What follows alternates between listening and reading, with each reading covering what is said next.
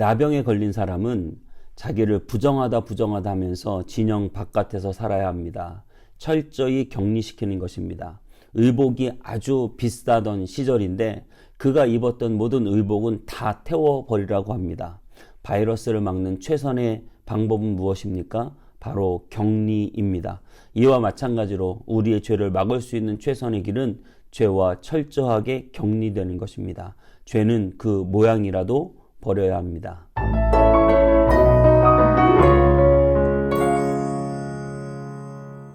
안녕하세요. 온땅입의 성문교회 서정희 목사입니다. 오늘은 죄의 전염에 대해서 우리가 말씀을 나눠보겠습니다. 오늘 보실 하나님의 말씀은 레위기 13장 40절에서 52절 말씀입니다. 누구든지 그 머리털이 빠지면 그는 대머리니 정하고 앞머리가 빠져도 그는 이마 대머리니 정하니라. 그러나 대머리나 이마 대머리에 희고 불그스름한 색점이 있으면 그는 나병이 대머리에나 이마 대머리에 발생함이라. 제사장은 그를 진찰할지니 그 대머리에나 이마 대머리에 돋은 색점이 희고 불그스름하여 피부에 발생한 나병과 같으면 이는 나병 환자라 부정하니 제사장이 그를 확실히 부정하다고 할 것은 그 환부가 그 머리에 있음이니라. 나병 환자는 옷을 찢고 머리를 풀며 윈 입술을 가리고 외치기를 부정하다 할 것이요 병 있는 날 동안은 늘 부정할 것이라. 그가 부정한즉 혼자 살되 진영 밖에서 살지니라. 만일 의복에 나병 색점이 발생하여 털옷에나 베옷에나 배나 털에 나래나 씨에나 혹 가죽에나 가죽으로 만든 모든 것에 있으되 직주한 것에나 그 의복에나 가죽에나 그 나래나 씨에나 그 가죽으로 만든 모든 것에 병색이 푸르르거나 붉으면 이는 나병의 색점이라 제사장에 보일 것이요 제사장은 그 색점을 진찰하고 그것을 이레 동안 간직하였다가 이레 만에 그 색점을 살피지니 그 색점이 그 의복을 나래나 씨에나 가죽에나 가죽으로 만든 것에 퍼졌으면 이는 악성 나병이라. 그것이 부정하므로 그는 그 색점 있는 의복이나 털이나 배의 날이나 씨나 모든 가죽으로 만든 것을 불사를 지니 이는 악성 나병인즉 그것을 불사를 지니라. 아멘. 나병 환자에 대해서 지금 계속 말씀을 나누고 있는데요. 그 전염병에 대해서 우리가 요즘 이 코로나 시대를 살아가고 있는데 그 전염성에 대해서 우리가 쉽게 생각해 볼 수 있습니다. 특별히 근본 이 코로나 바이러스는 역대 그 어떤 전염병보다 전염성이 가장 강력하다고 합니다. 그래서 정말 전 세계에 거의 안 걸릴 사람이 없을 정도로 모든 사람들이 그 코로나 바이러스에 감염되었고 또 우리나라도 조금 그것이 늦춰지긴 했지만 지금 엄청나게 많은 수십만의 감염자들이 나오고 있는 것은 정말 그 엄청난 전염성을 우리가 생각해 볼 수 있는 것이죠. 그런데 여러분 사실 이 코로나 바이러스보다 더 강한 전염력을 가진 것이 있습니다. 그것은 바로 죄입니다.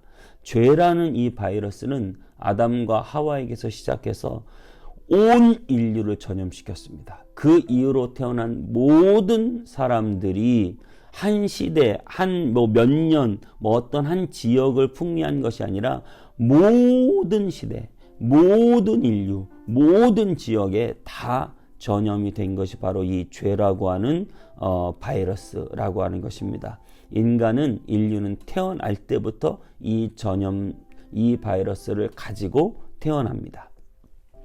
비록 출발은 한 사람이었습니다. 하지만 모든 인류를 전염시켜 버리는 엄청난 전염성을 가지고 있는 것이죠. 로마서 5장 12절은 이렇게 말하고 있습니다. 그러므로 한 사람으로 말미암아 죄가 세상에 들어오고 죄로 말미암아 사망이 들어왔나니 이와 같이 모든 사람이 죄를 지었으므로 사망이 모든 사람에게 이르렀느니라. 그렇습니다. 한 사람으로 말미암아 온 인류에게 사망이 이르렀다라고 하는 것이죠. 그러면 거기에 대한 해법은 있는가? 로마서 5장 19절에 바로 그 뒤에 이렇게 말하고 있습니다. 한 사람이 순종하지 아니함으로 많은 사람이 죄인 된 것 같이 한 사람이 순종하심으로 많은 사람이 의인 되리라. 그렇습니다. 한 사람 때문에 온 인류의 이 죄라는 바이러스가 들어와서 모든 사람을 죽게 했던 것처럼 백신, 그야말로 치료제가 개발되었으니 한 사람 예수 그리스도가 십자가 위에서 우리의 모든 죄를 다 지시고 죽으심으로 누구든지 그것을 믿고 바라보는 자는 고침받고 치유받는 것입니다. 예수님의 이 십자가, 예수님의 이 구원이라고 하는 이 가치는 실로 어마어마한 것이죠. 지금 만약에 한 번만 먹으면 코로나가 다 낫는다. 그러면 정말 그 제약회사는 아마 세계에서 제일 부자가 될지도 모르겠습니다. 그러한 정도로 이 코로나 바이러스를 막는 약도 치료제도 그렇다고 한다면 여러분 온 인류의 이 죄를 다 막아낼 수 있는 이 엄청난 치료제 예수 그리스도 이 치료제를 여러분 갖게 되시길 바라고 선전하게 되시기를 주님의 이름으로 축복합니다. 여러분 정말 이런 치료제가 있음에도 우리는 이 죄의 전염성에 대해서 우리는 다시 한번 생각해 봐야 되는 것이죠. 미국의 한 목사님이 한 가정에 방문했는데 아이가 수두가 걸렸다고 해요. 그래서 그 아이를 위해서 간절히 기도해 주고 또 그 다음 집에 가서 신방 가서 또 아이를 위해서 기도해 주고 그 다음 집에 가서 신방에서 또 그 아이를 위해서 기도해 줬는데 여러분 어떻게 됐겠습니까? 이 수두가 이 목사님의 손에 의해서 안식기도한 손에 의해서 그 다음 집 또 그 다음 집 아이에게 다 전염이 되었다고 하는 것입니다. 여러분 바이러스를 막는 최선의 방법은 무엇입니까? 그것은 바로 접촉 안 하는 것이죠. 접촉을 막는 것입니다. 오늘 본문에서도 그래서 이 나병에 걸린 사람은 어떻게 처리합니까? 정말 너무나 안타깝지만 나병에 걸린 사람은 진 밖으로 내보내서 격리시켜 생활하게 합니다.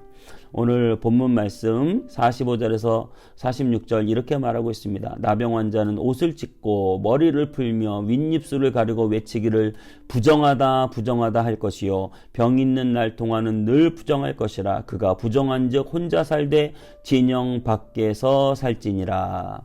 52절은 이렇게 말하고 있습니다. 그는 그 색점 있는 의복이나 털이나 배의 날이나 씨나 모든 가죽으로 만든 것을 불사를 찌니 이는 악성 나병인즉 그것을 불사를 찌니라. 그렇습니다. 나병에 걸린 사람은 자기를 부정하다 하면서 진영 밖에서 살아야 합니다. 철저하게 격리시키는 것입니다. 그가 입은 의복도 아주 비싼 옷이어도 다 태워버리라고 말합니다. 바이러스를 막는 최선의 방법은 그 바이러스와 격리시키는 것입니다. 이와 마찬가지로 여러분, 저와 여러분 죄를 막고 우리의 삶 가운데서 죄를 막을 수 있는 방법은 바로 죄와 격리되는 것이죠. 죄는 어떠한 모양이라도 버려야 됩니다. 그래서 정결법에서는 이스라엘 백성들은 끊임없이 씻으라고 말합니다. 옷을 빨고 외출했다 돌아오면 손을 씻고 당시 물도 귀한데 계속해서 이렇게 씻을 것을 정결법에서 요구하는 이유는 죄와의 접촉을 최선을 다해서 막는 것이죠. 세상과의 접촉을 막는 것입니다. 여러분 레위기의 정결법의 대부분은 만지지 말고 계속해서 씻으라는 것이 핵심입니다. 바이러스를 막는 것은 접촉하지 말고 혹시나 접촉했으면 계속해서 씻어야 되는 것이죠. 여러분 죄가 들어오는 것을 최대한 막으시길 바랍니다. 죄와 접촉하지 마시기 바랍니다. 혹시나 죄와 접촉하고 죄를 만졌다고 하면 계속해서 여러분 회개하고 씻게 되시길 바랍니다. 요셉은 보디발의 아내의 유혹을 받는 결정적인 장면이 나오는데요. 그 장면에서 요셉은 그 자리를 지키고 그 자리에서 맞서 싸운 것이 아닙니다. 옷을 버려두고라도 그 자리를 박차고 나가는 것이죠. 죄의 자리를 박차고 나가는 것입니다. 여러분 정말 복 있는 사람은 자리를 잘 찾는 사람이잖아요. 그래서 우리는 죄의 자리를 박차고 죄인의 자리, 오만한 자의 자리에 우리가 서거나 앉지 않는 것 굉장히 중요하다고 볼 수 있습니다. 우리는 스스로 죄와 계속 접촉하면서 죄의 구덩이에 살면서 죄를 짓지 않으려고 하면 안 됩니다. 그 죄와는 멀리 떨어져야 되는 것이죠. 데살로니가 전서 5장 이렇게 말하고 있습니다. 21절 22절에 범사에 헤아려 좋은 것을 취하고 악은 어떤 모양이라도 버리라 그랬습니다. 좋은 것 취하고 좋은 자리에 있고 좋은 사람들과 함께 있으면서 악은 버리라 라고 말하는 것이죠. 여러분, 바이러스에 접촉하는 것을 우리가 최대한 막아야 되듯이 죄와 접촉하는 것을 막는 여러분 되시기 바랍니다. 여러분, 죄는 그 모양이라도 버리라 라고 했기 때문에 저와 여러분들은 우리의 삶에서 혹시나 이것이 죄일까 아닐까 헷갈리는 것들이 있다 할지라도 그것은 아예 쳐다보지 않는 그러한 저와 여러분 되시기를 주님의 이름으로 축복합니다. 술이나 담배, 물론 명확하게 이렇게 말하기 어려운 그런 거라도 여러분 죄의 모양이라고 한다면 그것을 쳐다보지 않는 것, 그것이 우리 그리스도인의 아주 중요한 삶의 원리라고 볼 수 있습니다. 그러면서 그렇게 죄의 모양에 접촉하지 않기 위한 또 다른 적극적인 방법을 이야기해 주고 있는데 그것은 바로 데살로니가전서 우리가 죄의 모양이라도 버리라고 하는 5장 22절 바로 그 위에 5장 16절, 17절, 18절 뭐라고 되어 있는지 아십니까? 이렇게 되어 있습니다. 항상 기뻐하라. 쉬지 말고 기도하라. 범사에 감사하라. 그리고 19절 성령을 소멸치 말라. 그러면서 22절 죄는 모양이라도 버리라. 이렇게 말하고 있는 것이죠. 여러분, 항상 기뻐하고 그리고 범사에 감사하는 것, 이것은 마치 우리가 마스크를 쓰는 것과 같은 것 같아요. 마스크를 쓴다. 그 말은 이 입을 늘 조심해야 되는 것이죠. 우리는 늘 입술로 불평불만보다 감사하고 또 기뻐하고 그런 마스크를 쓰는 것 중요합니다. 그리고 늘 쉬지 말고 기도하라. 우리는 항상 손을 이렇게 소독을 하잖아요. 물론 그게 맞는 말은 아닐 수 있겠지만 비유가 좀 적절하지 않을 수 있겠지만 이 손을 계속해서 이렇게 문지르듯이 어떤 그 알코올로 계속 우리가 이걸 소독하듯이 정말 하나님께 늘 기도하고 회개로 늘 기도하고 또 하나님께 간절히 기도하는 저와 여러분의 삶이 있을 때 우리가 죄와 멀어지게 될 줄 믿습니다. 그리고 우리는 늘 거리두기를 하잖아요. 거리두기. 그래서 사람과 몇 미터 거리두기, 예배 시간에도 그런 거리두기가 있는데요. 여러분, 죄와 늘 거리두기 하시는 여러분 되시기 바랍니다. 그래서 우리는 항상 기뻐하고 늘 감사하고 그리고 늘 기도하고 그리고 죄와의 거리두기를 함으로 우리가 스스로 죄를 조심하고 정말 항상 좋은 것은 취하고 악은 그 모양이라도 버리는 그런 정말 죄의 전염으로부터 여러분들이 정말 극복하고 벗어날 수 있는 그러한 삶 살게 되시기를 주님의 이름으로 축복합니다. 기도하겠습니다. 하나님, 죄는 얼마나 전염력이 강한지 모릅니다. 우리의 삶 가운데서 죄와의 거리두기 하게 하여 주시옵시고 죄는 모양이라도 버리게 하여 주시옵시고 우리 입술을 늘 하나님 기쁨과 감사의 마스크로 채워 주시옵시고 우리의 손을 늘 기도와 회개의 손으로 모아지게 하여 주시옵시고 하나님 늘 죄와 거리두기를 하게 하여 주옵소서. 그래서 정말 죄의 전염을 막고 하나님의 온전한 뜻을 실천하며 살아가는 우리가 될 수 있도록 날마다 우리를 죄로부터 지켜 주옵소서. 보호해 주시옵소서. 죄의 모양이라도 버리게 하여 주시옵소서. 감사드리고 예수님의 이름으로 기도하옵나이다. 아멘.